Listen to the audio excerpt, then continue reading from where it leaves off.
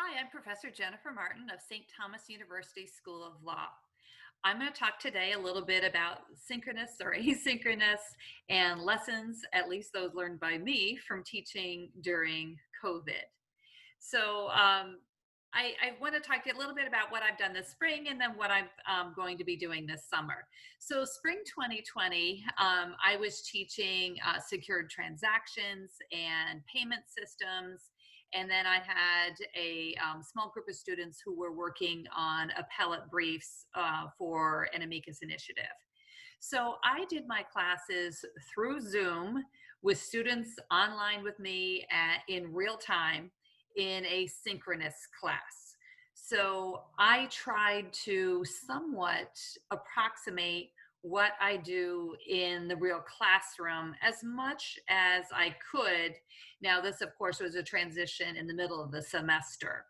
And so maybe I've learned a lot. So I started out, I did PowerPoints, and I made sure that I had a PowerPoint for every class. But in class normally, I would often be looking at web pages, like this one on Article 9. So I did the same in that respect that I might have in class. Now, I didn't use a whiteboard per se, but to the extent I wanted to highlight something, I would just get out the pen and write on the screen. Um, and whether, or to the extent I was doing a hypothetical, I would type it in, hypo one, a, takes out a loan from B, and then I would go ahead and do the hypothetical right there on the screen. But I did it directly either on my screen if I was on a web page, or perhaps I would do it on the PowerPoint directly. So I used for questions, students could raise their hand and ask a question, or sometimes they would just interrupt. Some students would also use the chat feature for their questions. Um, so one of the things I sometimes worry about with an online world is student engagement. So I often would begin my classes with a multiple choice question, and they would use Cali's Instapoll and answer the question. I would put the question up, they would have a number of minutes to answer it, and then record their answer in Instapoll. And then I would call on a student and lead discussion about the problem in that manner. So for this class, PowerPoints, web pages, chat feature, Instapoll, diagrams in real time, and then I would record the session and put it in my Twen classroom. So I did use Cali Lesson Link also in order to allow the students to do Cali lessons. And I did, for these classes, I had them doing them as extra credit. I also had other writing assignments and the like that they could work through Twen. But I guess for me, in terms of Cali products, I was using the Instapoll and then the lesson links themselves. So for office hours, I did, I guess, live discussion forums through Twen, where I would tell the students, I will be in the live discussion on Tuesday from 9 to noon, and I will answer questions. Now, doing questions in this manner means the students would have to type their answers, and I would respond by typing my response.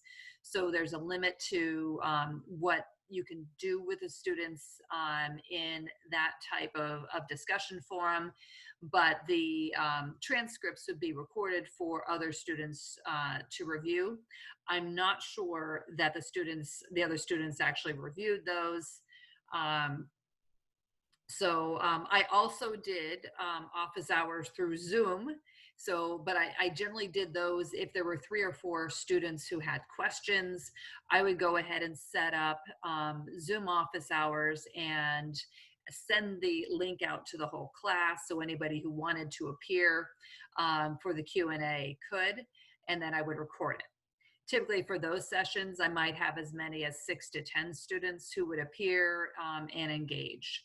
So this was all done, somewhat in real time, whether it was, appearing for class, whether it was, we're going to do the live discussion point at this point in time, or we're going to all meet for a Zoom office hours. The only asynchronous that I did for spring was I did record review sessions for each of my classes, and those were done with just me speaking to a PowerPoint for 2 hours without without any Q&A. So it was just a pure video, or I guess audio as well, and then they had the PowerPoint for that. So what were some of the challenges in working with this? Well, obviously, even taking attendance, I just had the students mark their attendance in the chat box. But this went from being an in-person class to an online class. I had students that had internet problems. There were too many people trying to be on the internet at their house, so being able to do a full video wasn't possible for them.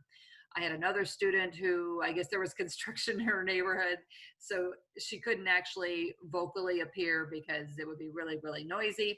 I had other students that did not have microphones. They didn't have video, which might sound surprising in this world, but not everyone has the same type of tech. So spring classes, primarily synchronous with a little bit of asynchronous portion to it.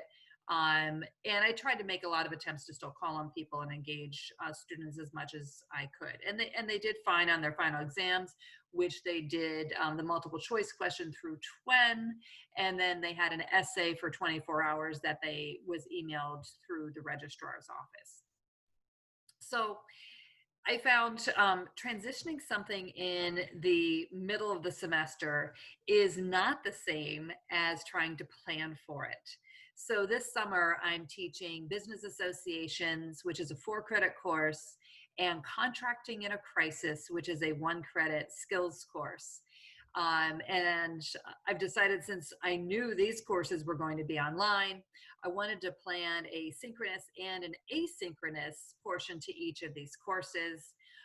One of the most difficult things that I found is, how do you balance the in-class assignments and the out of class time? And what drug me down is this required a lot of planning, and it's also requiring a lot of prep work for me, which I'm still buried in. So I have taught business associations as a summer class before.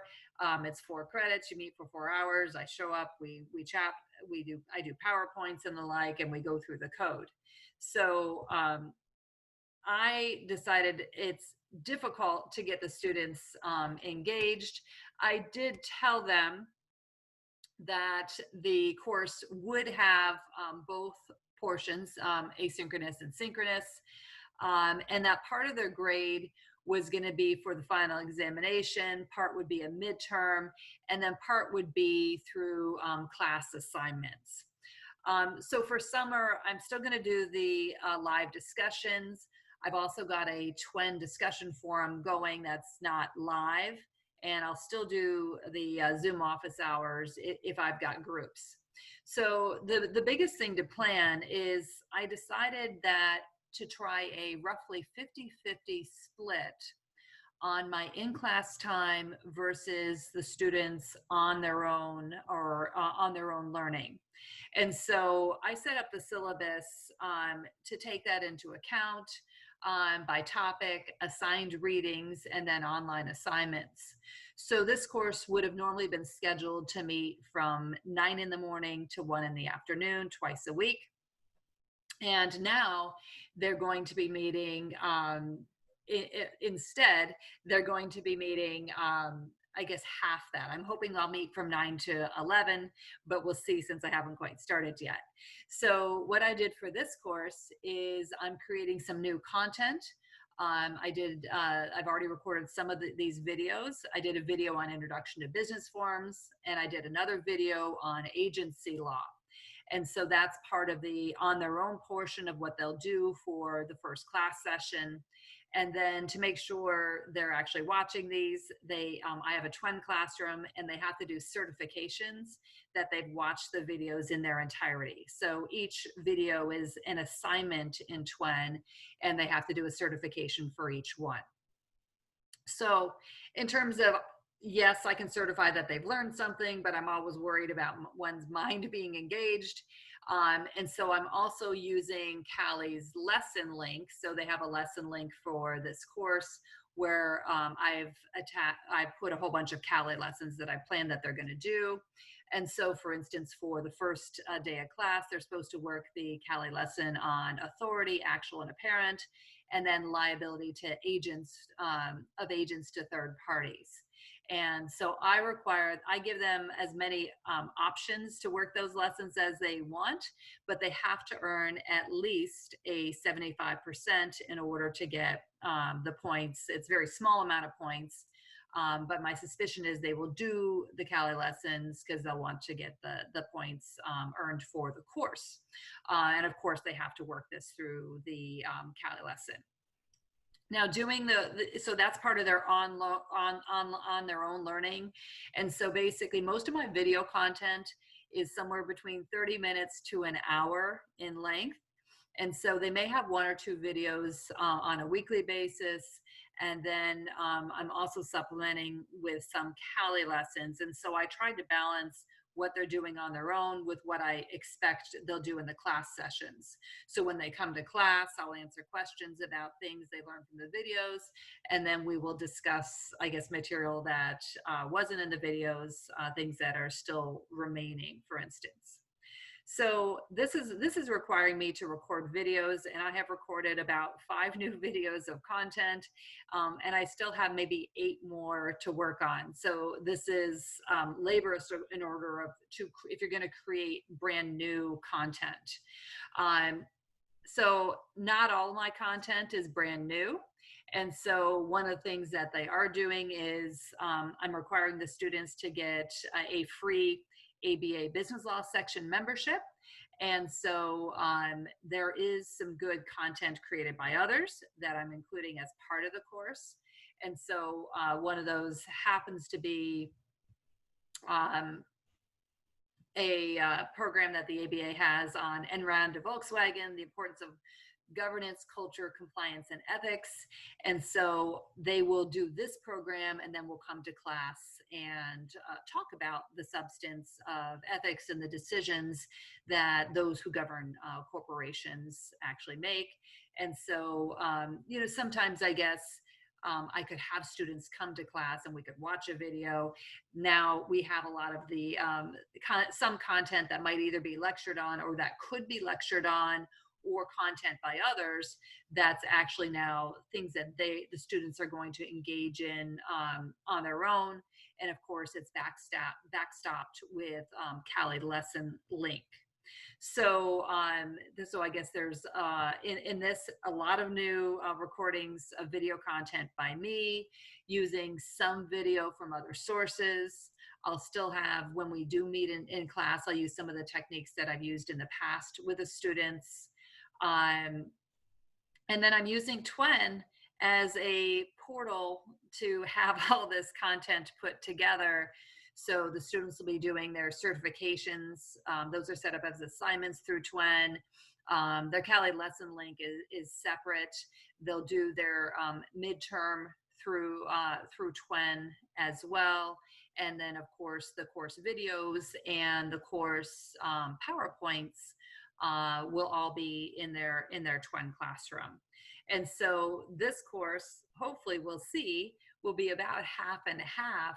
And I'm hoping the students will still have a good experience, and that some of the students that had some of the challenges with their technology, I'm hoping that by the time summer rolls around, some of that will be cured. I did ask them all to make sure that they have both a